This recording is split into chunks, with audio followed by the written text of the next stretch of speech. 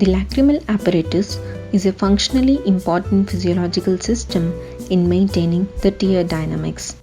Lacrimal puncta play a pivotal role in the drainage of the tears produced by the lacrimal gland.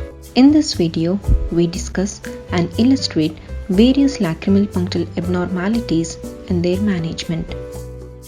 Lacrimal puncta are small orifices situated on the summit of an elevation called the papilla lacrimalis that lies near the medial end of the eyelid margins at the junction of its ciliated and non-ciliated portion. Puncta are surrounded by a ring of dense fibrous tissue which keeps them patent. Lacrimal canaliculi connect the puncta to the lacrimal sac. The vertical part of the canaliculus is about 2 mm. It joins the 8 mm long horizontal part by an ampulla.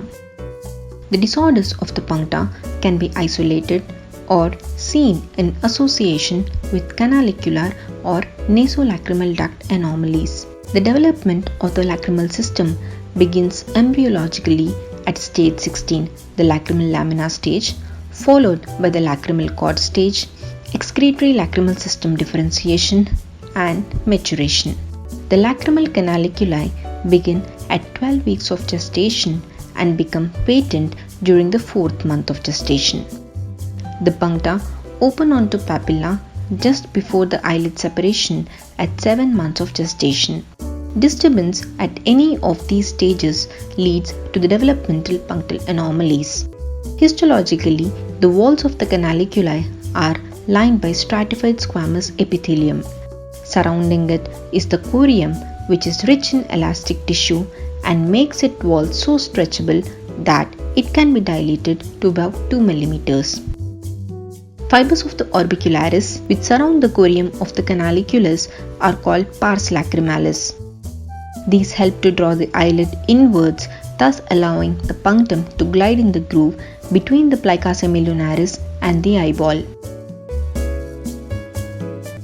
The most common clinical presentation is epiphora.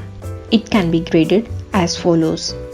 Fluorescent dye disappearance test is a simple diagnostic test to grade the severity, which is classified from grade 1 to grade 3. Examination of the puncta. Punctal agenesis is the absence of the lacrimal punctum secondary to a failure of embryogenesis. It can be unilateral or bilateral and can be found in association with canalicular agenesis and nasolacrimal obstruction. Various ocular and systemic associations are seen with punctal agenesis.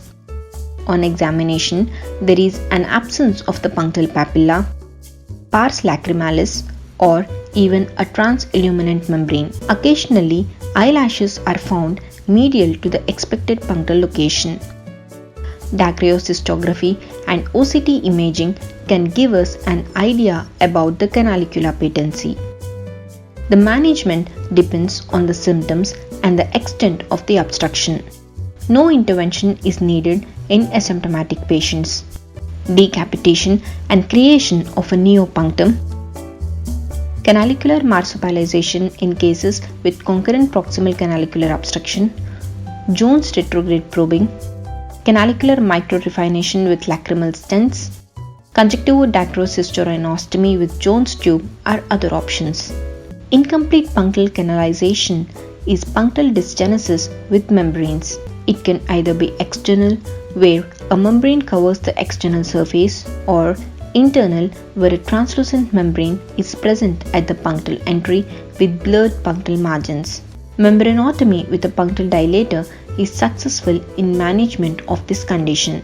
Punctal stenosis is narrowing or occlusion of punctal caliber, which is classically defined as less than 0.3 mm or inability to intubate the punctum with a 26 gauge cannula without dilation. The stenosis can be congenital or secondary to infections, inflammation, surgery, systemic diseases, mechanical or iatrogenic. Chronic inflammation of the external punctum leads to gradual fibrotic changes in the ostium, followed by progressive occlusion of the duct. Based on the shape of the external punctum, punctal stenosis is of 4 types: membranous, slit, horseshoe, or pinpoint. Few more shapes have been described by the OCT. There are several treatment options available for punctal stenosis. The basic principle is to create a patent punctal opening and improve the drainage of tears whilst maintaining the function of the lacrimal pump. Punctoplasty is the most commonly done procedure and has evolved over the years. A vertical incision along the ampulla is given in one snip punctoplasty. 2 vertical cuts, each in the medial and the lateral wall, are given with excision of the flap in 2 snip punctoplasty. In 3 snip punctoplasty, as demonstrated here, puncta is dilated with a nettle-shaped punctal dilator. The first vertical incision is made down the ampulla. Second horizontal incision is made along the vertical part of the canaliculus.